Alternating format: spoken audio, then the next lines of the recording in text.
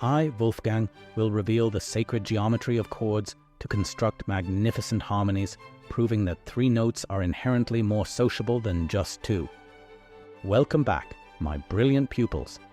We've navigated the humble notes, mastered the dance of rhythm, and explored the emotional landscapes of scales and modulation.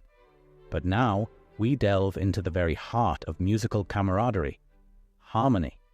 This is where the magic truly happens. 2 notes is merely a conversation. 3 notes is a party, or a glorious chord. We shall build triads. Stop, I say. Before we move on to the grand architecture of chords, we must ensure the foundation is absolutely secure. We spoke of scales, the DNA of melody, the fundamental mood setters. Remember, major is joy, minor is tragedy. But how do we build them? How do we ensure every scale, no matter where it starts, sounds correctly major? The major recipe. It's a strict recipe, my friends.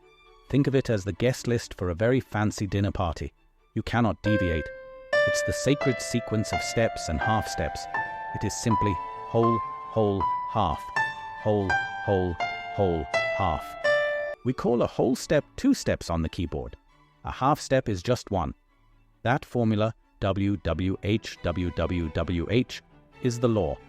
If you break it, the scale sounds like a drunken pig, and we simply cannot have that.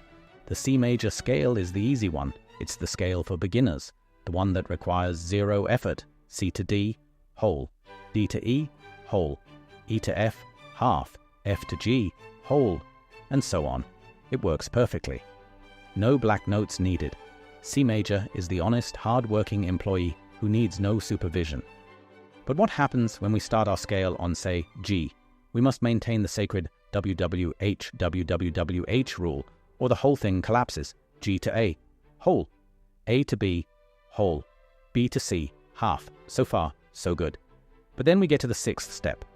If we play an F, the distance from E to F is a half step. That breaks the rule. We need a whole step. This is where the accidentals, the sharps and flats, become necessary. They are the stage managers who correct the actors. To make that 6th step a whole step, we must raise that note. We must use an F sharp.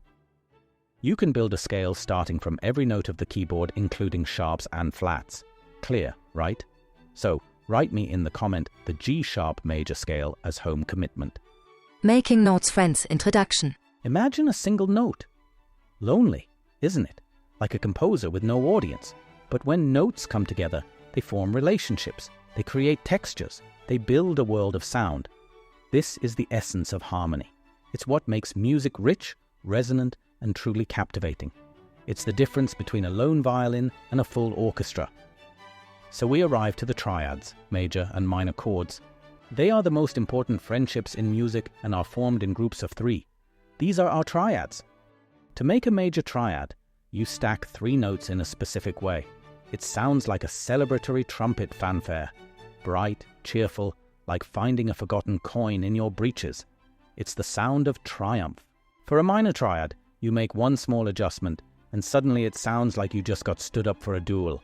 Sad, melancholic, perfect for moments of dramatic despair.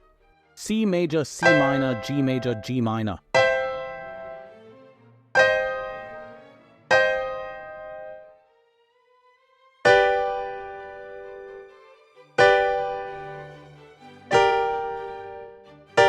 These 3 little notes, arranged correctly, hold the power to convey immense emotion.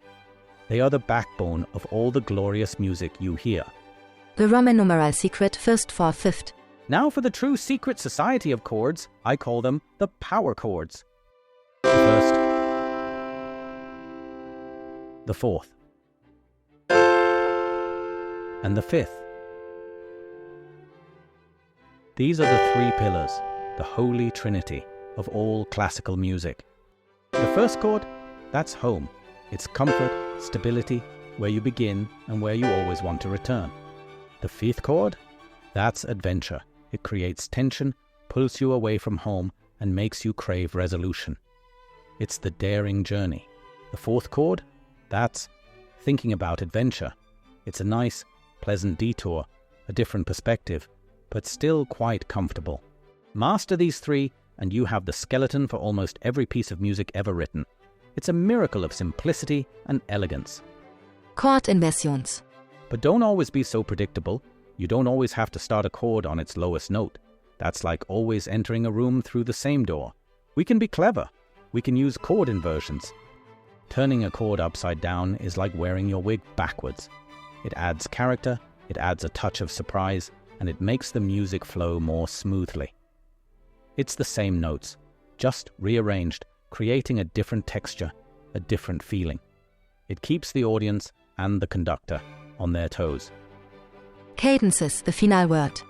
And finally, how do we end a musical thought? With a proper cadence. This is the punctuation of music, the period at the end of a sentence. The fifth to first cadence, the authentic cadence, is the only proper, satisfying way to end a phrase. It says, "I'm done, and it was perfect. You can applaud now." Anything else is just musical rambling, leaving your audience hanging in confusion. A strong cadence provides resolution, closure, and that wonderful feeling of, "Ah, yes, that was just right." Assignment und Conclusion. Now, go forth. Find a piano, a guitar, or even just sing. Play a C major chord, then a G major chord, and then back to C major. Hear the journey, feel the resolution. Master these chords, and you are well on your way to composing your own little operas. But before to leave, do not forget to subscribe. Leave a like and comment below. And if you want to support the channel, you can even become a member of the channel. In description, you can find the link to buy the book on my Requiem and its mysterious completion.